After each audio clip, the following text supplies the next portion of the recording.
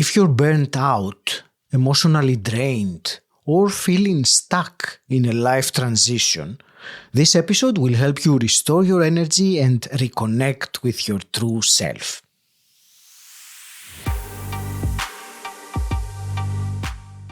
Welcome to Personal Development Mastery, the podcast helping midlife professionals in transition turn uncertainty and pressure into clear direction and confident next steps.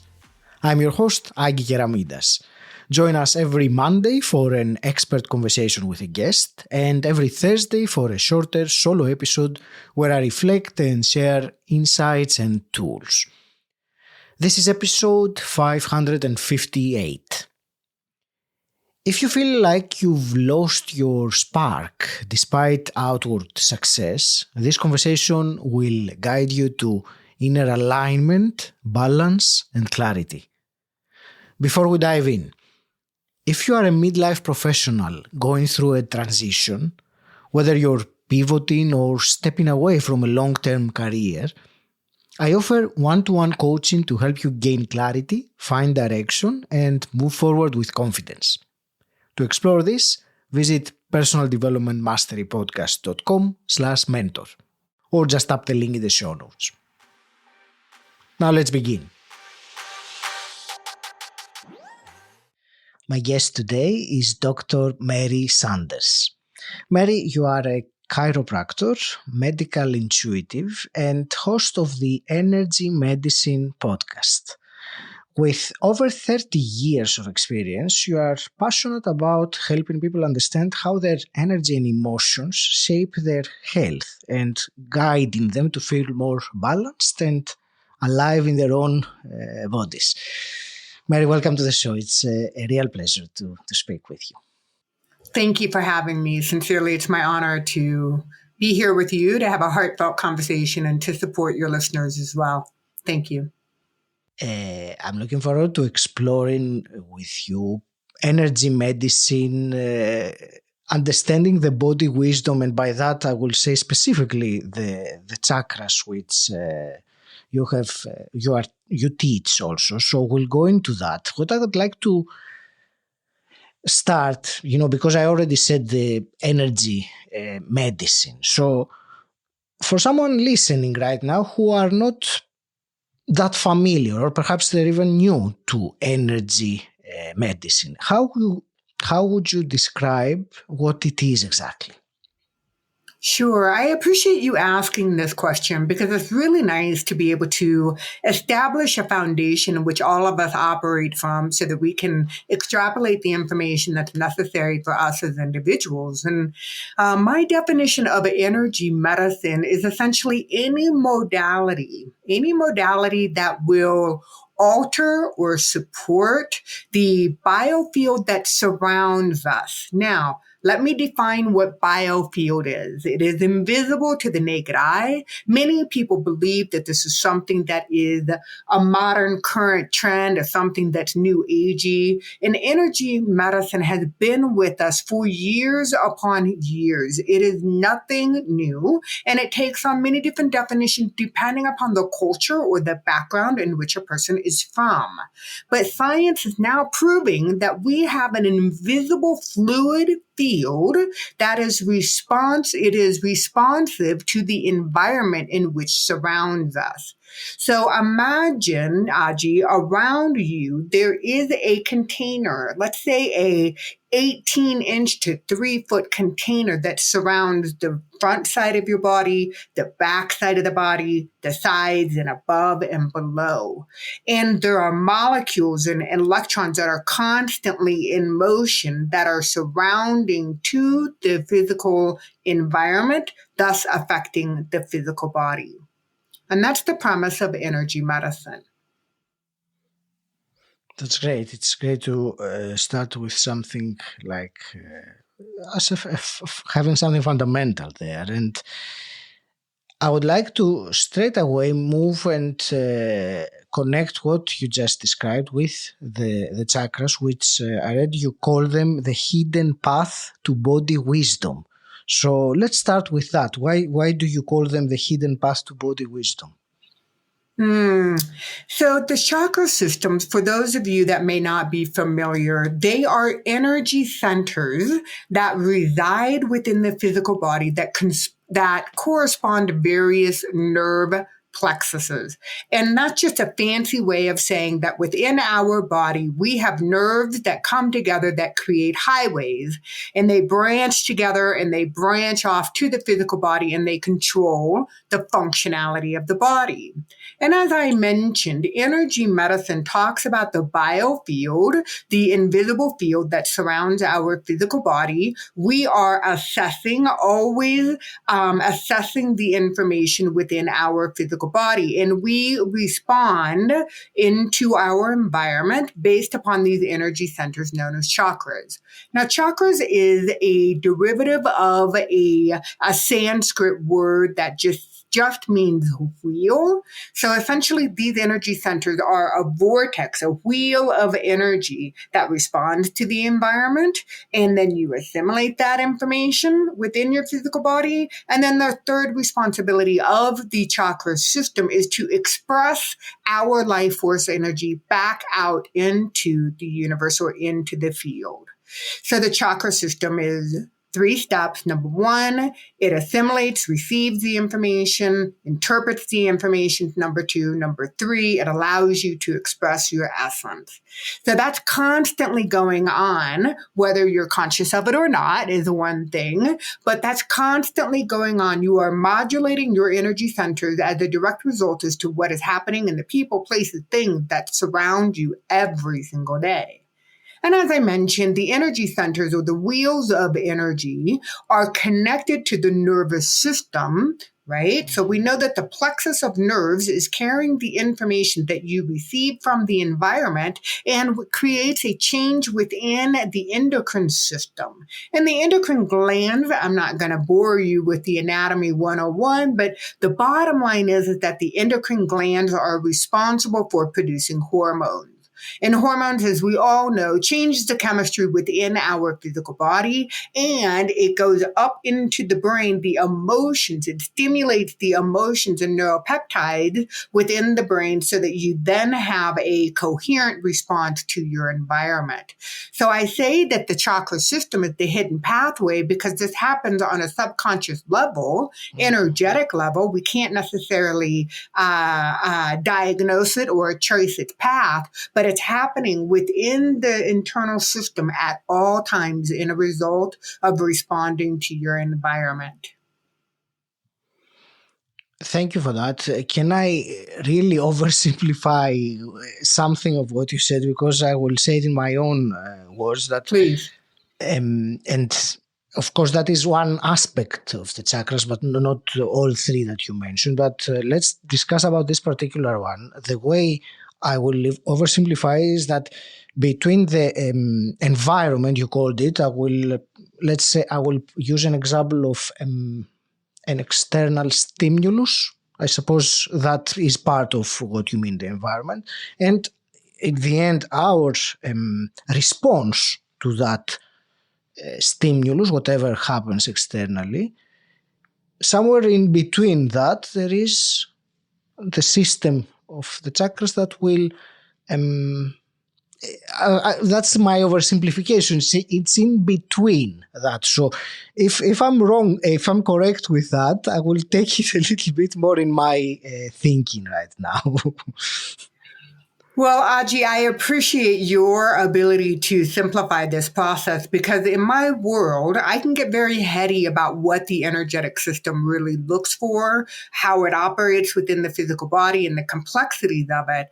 But at the end of the day, Aji, I want people to have an understanding of the energy system that they can embody, something that makes tangible and practical results in their everyday lives. And so I do think that for this conversation, I would like to talk about, I know many of the listeners have been through various different professional transitions or personal transitions within their lives.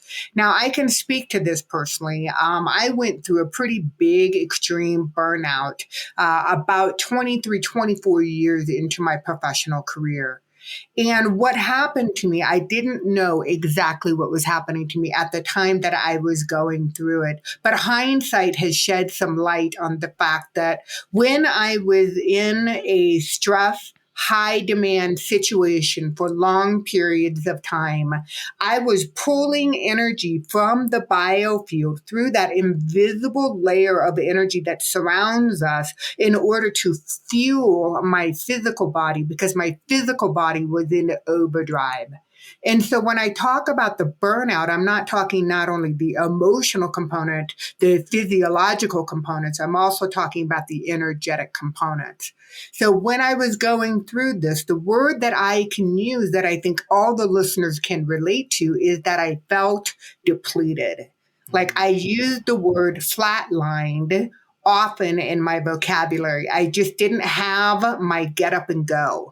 All I wanted to do, my body wanted to rest, but because of the expectations that I had on myself, I never allowed my physical body or my energetic body to replenish itself. And so therefore I depleted my internal reserves. And so when we are under stress, again, I'll make it to where we can everybody's understanding that we have and can take the energy that surrounds us, that is a never ending supply of beautiful energy, and we pull it internally into our physical body in order to meet our stress demands. But over long periods of time, Aji, that leaves our energetic biofield depleted. So instead of being 18 inches or 3 feet away from our physical body, it shrinks. It shrinks down next to the physical body. And that can actually compromise our emotional body, physical body, energetic body, all of which are intertwined and act as one system collectively. So my words of wisdom for the listeners is that know that you're not alone. Okay. You have plenty of resources, Aji being one of them, and that we can help support the foundation of your essence of all aspects of self so that you can replenish yourself and build up your energy reserve so that you can be of service to yourself first and to others secondly. Thank you for this wonderful explanation. You use the word depleted, and I think so many of us can relate to that at points in life. The word exhausted also came to my mind, or perhaps emotionally exhausted, not necessarily physically exhausted, or perhaps both. You also talked about, and that's what I wanted to ask you next, about the biofield that shrinks. You used that phrase. So when that happens, how can one actually, that is what I wanted to ask, how can one understand that this has shrunk, and perhaps are there some, what I'm trying to ask is some signs, let's say, especially coming from the outside world, or that come as a result of this field being depleted or shrunk? I hope my question didn't complicate it too much.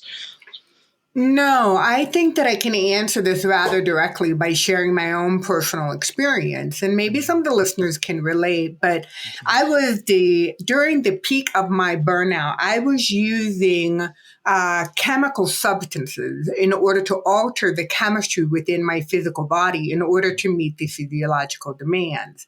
Now, what does that mean? It means that first thing in the morning, I was consuming caffeine to get my energy revved up. Okay. Then I would use exercise in order to stimulate the neurology to get me even more heightened for my day. Somewhere around the 2 o'clock or 3 o'clock hour, I would start to crash when the caffeine wore off. And then I would use sugar to pick myself back up.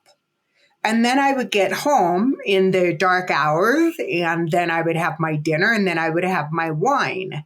And the reason that I would have my wine, again, the sugar and then the alcohol as a depressant so that I could sleep through the night. And then I would wake up the next morning and start the whole cycle over again. Now, something that I want to do is to make the connection between the emotional component, the emotional body, and the physical body. Okay. Now, that lifestyle that I was choosing at that time forced me into what is called an adrenal exhaustion. Okay. So the adrenal glands are a endocrine gland that happen to sit on top of the kidneys, and the adrenals are responsible for your get up and go. So your sympathetic dominance, your fight, flight, or freeze response. And so your body has this ability, obviously, when way back when in our ancestors and hunter-gatherer eras, we were taught that if we were confronted with a saber-toothed tiger, that we had the adrenaline to get away from this tiger. Now, in today's world, there's no tiger, but we have the demands of the emails, we have demands of social media, we have the expectations of the boss, not to mention the discordance happening in the world. There's lots of stressors. But that doesn't mean that your body doesn't still produce epinephrine, adrenal, norepinephrine, cortisol, DHEA. And it does so not in an unhealthy way. It produces so much of it that your adrenal system starts to shut down. Okay. Now, when this happens physiologically, you'll see a secondary emotional response that is related to an energy center located within in the pelvis. And that's the first chakra. So the first chakra is all about your stability, your safety, and your security. So if you are in a mode of being driven by fear, or you're having to produce so something bad doesn't happen, or you feel financial scarcity, or you're lacking the overall purpose within your life, you then sink down into the first energy center and begin to, again, I'm going to use the word deplete. That's where you're pooling your life force energy, or that biofield energy surrounding the physical body. You're over metabolizing that energy deep within the pelvis, and it makes it challenging for you to slow down, to ground and connect with Mother Earth. You're just neurologically, chemically, emotionally driven to be in that overdrive state at all times. And that can perpetuate the emotional component of lack, separation, not enough, the big things that make us question why we are doing what we are doing in order to advance, when we're wondering if that's really all that life has to offer. And I'm here to tell you there's so much more that life has to offer. But again, this is another representation, Aji, of the biofield being depleted as a direct result of stress, how it impacts the energy centers, specifically the first energy center within the pelvis, how it connects into the endocrine system, and then how it shifts our neurology and our emotional body. So hopefully I think that kind of summarizes your question in a way that I think is practical and applicable to the audience today. As a matter of fact, I want to thank you for being able to be at the same time so comprehensive and succinct. I don't know how you manage it, but it is, thank you. I will move, because you mentioned grounding, and you mentioned the phrase connect with Mother Earth. So I really want to take one next step on the practical level. So someone that listens to us and is in that situation that we have, you were describing with, the adrenal fatigue and all that. How can they ground? How can they connect, or begin anyway to reconnect with Mother Earth practically? Yeah. Well, the first thing that I want to say, that most of the people listening, and myself included, when I was in the peak of my burnout phase, I was running really hard. And if somebody would have said to me, hey, Mary, time out, you need to slow down, it would have felt so counterintuitive. Okay. So the suggestions that I'm going to make today, Aji, to you and to the listeners is to take a time out. So what does that mean? It means, can you connect with your breath? Can you become more aware of the inhalation and the capacity of your breath? Like, how does it feel? Does your breath feel satisfying, nurturing, supportive, or does it feel shallow and rapid and short and unsatisfying? So once you can physiologically connect to the body and ask the body how it feels, the body will tell you, hey, I'm tired, and B, I'm really under resourced.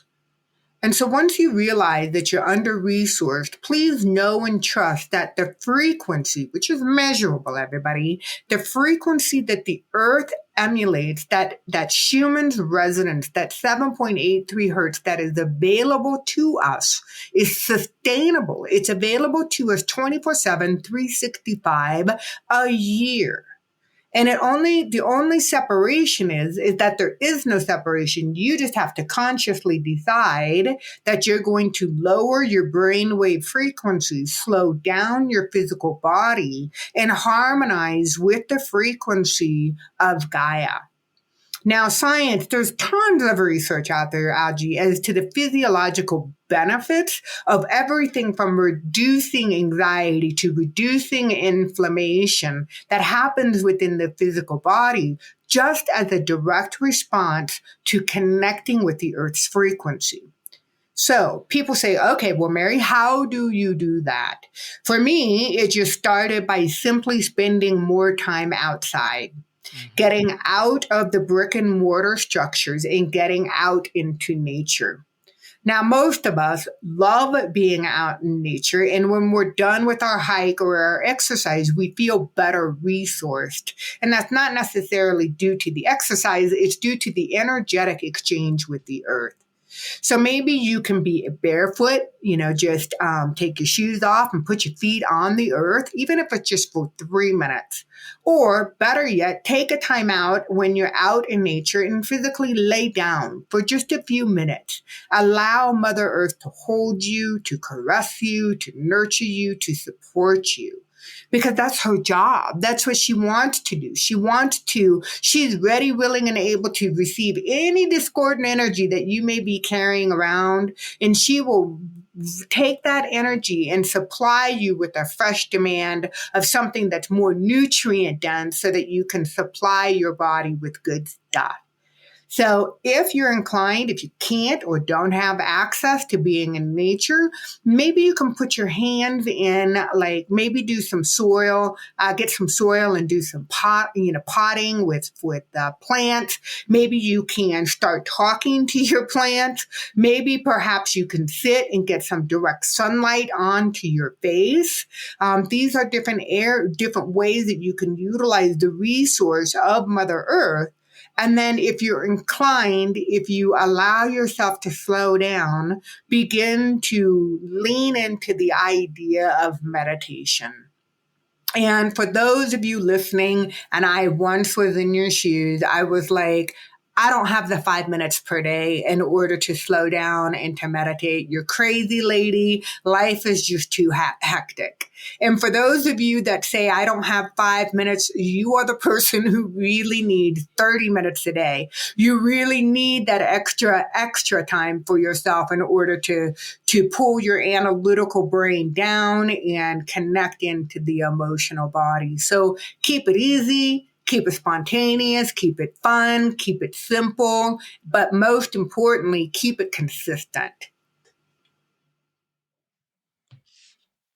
That's absolutely great in terms of practical things, and you shared a lot of them there. So I think that's very useful. Mary, I would like, we talked so far mainly about the category of people that are in this chronic stress situation with the biofield that is depleted, or which very often happens when one is in a transition of life transition, career transition, things like that. I would also like to talk about someone else that might not be in such a state, of chronic stress and like that. However, they feel, despite what they have achieved in their life, they feel some kind of internal disconnect, perhaps. I'm using that word because often people can't describe what it is, but they know that there's something missing inside, despite, having ticked all the boxes that constitute success, or they expected to anyway. Tell us about what difference is there in the biofield, and whether that is also a way of perhaps utilizing it to get some clarity on what they could do, or clarity. I think I will leave it to that. Clarity is a very precise word in what I mean. I'd love to answer this question by first sharing my own personal experience, because yet once again, I have been through this personally. In the peak of my burnout, my husband convinced me to sell my practices and move to the other side of the world. And literally it happened over probably about a 45-day period. And it felt like overnight. I woke up and I was literally on the other side of the world. I woke up in Ho Chi Minh City, Vietnam. And it was during that time that I went through a very big identity crisis. It was kind of an existential crisis, if you will. I didn't know who I was, what I stood for, and really what was my purpose.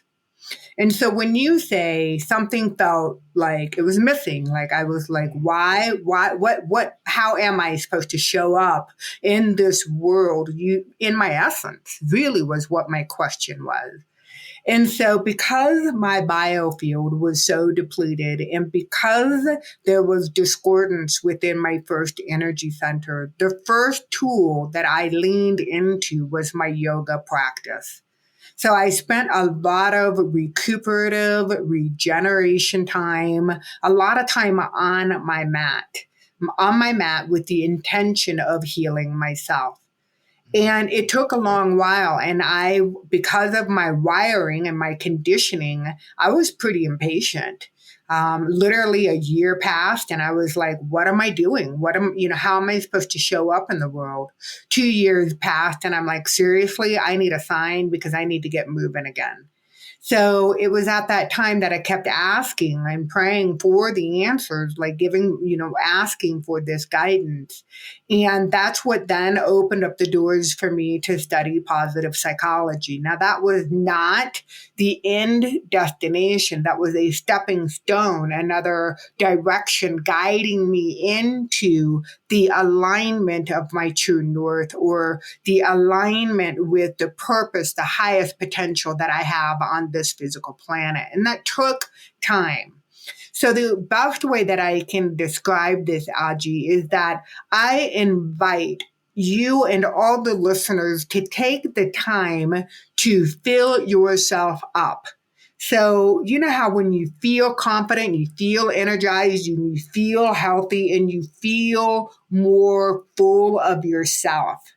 And many times people think that being full of yourself has a negative connotation. But in this situation, I'm inviting everybody to fill themselves up with their essence. And through meditation, mindful movement, and guided breath work, you literally can begin to inflate your biofield again so that you can electromagnetically attract what it is that you desire. It's a necessary start post burnout, during that transitional phase of trying to figure it out, what it all means and how you're going to show up again, is to resource yourself again so that you can be full of your essence. Thank you. Let me get your quick wisdom on one more question that I have written here, which I think again it is relevant to many listening, and that's highly sensitive people. Let's call them in this way. How can they protect their energy without shutting down, either emotionally or even socially? Yes, highly sensitive people, HSP is what it's called in my world. Um, you are the kind of people that feel more introverted than extroverted. You don't like necessarily being in the spotlight, like it's too draining to be in public environments, or you're not inclined to go to where big crowds are, like big concerts or big parties like that. I'm one of these people, and it took me a while to realize that as a highly sensitive person, I was also empathic and absorbing other people's energies. Your question, Aji, revolves around how do we protect ourselves? And my first answer is don't shrink your biofield. Now, you can in certain situations, but what do I mean by that? As somebody who travels internationally quite a bit, I've learned that I don't do well in international airports. And so when I go into international airports, I set the intention to tighten up my biofield so that I feel like my container is smaller. Like I want to become invisible. I want to be small because I don't want to pick up all the energy that's exuding off of people in this transitory place, the airport. But if you are a highly sensitive person trying to figure out how to make it in today's world, the invitation that I am inviting you to step into is really make your essence, make it dense. So what I mean by that is really know what your original essence feels like and capture that density in that, invisible field that surrounds you, and your cocoon will become less permeable to other people's energies. Thank you. That's fascinating. um, Before I start wrapping things up, and this has been really very insightful, and you also gave, and we are all grateful, many practical things, which is always the intention I have in the podcast, not give theory. So before we start wrapping up, where would you like to direct the listener to learn more about you and your work? Sure. I appreciate you asking. And listeners, I just want to say that my website is a living, breathing organism of its own. So if you go to www.drmarysanders.com, which is essentially just my name, drmarysanders.com, and there you will have access to all my upcoming workshops, my one-on-one services, my podcast, all the offerings that I have. They're all located on that website.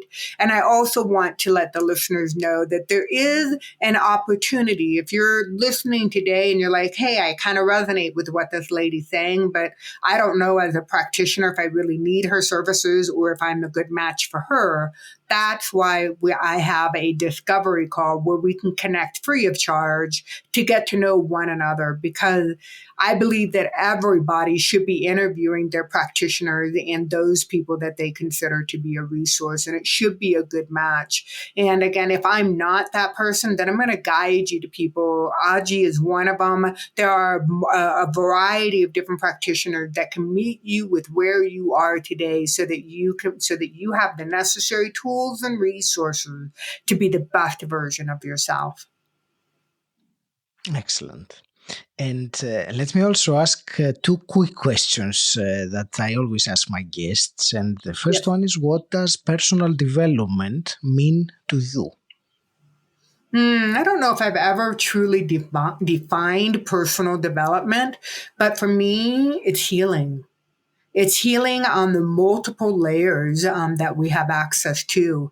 It's an ongoing process. And I hope that, until the day that my energy decides to leave my physical body, I hope I continue to utilize self-healing tools and personal development.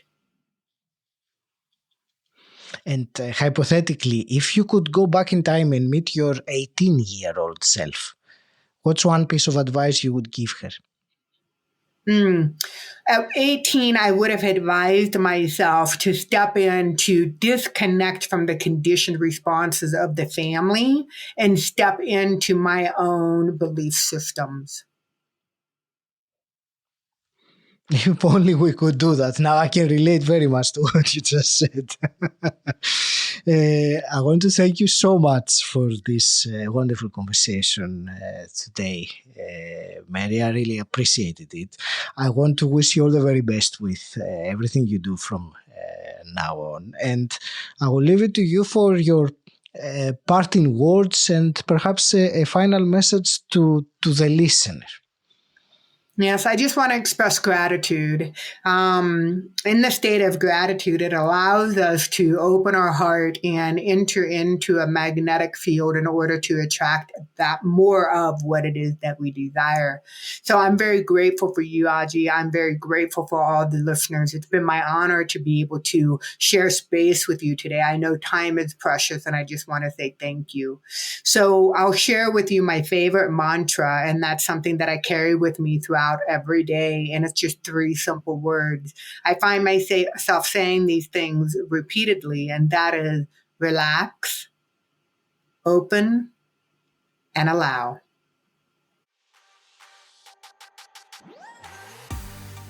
Thank you for listening to this conversation with Dr. Mary Sanders. I hope it has given you a fresh perspective on how your energy and emotions influence your well-being, and how reconnecting with your body's wisdom can guide you through stress and life transitions. If this resonated, follow the show and share it with one other person who would find it useful. Until next time, stand out, don't fit in,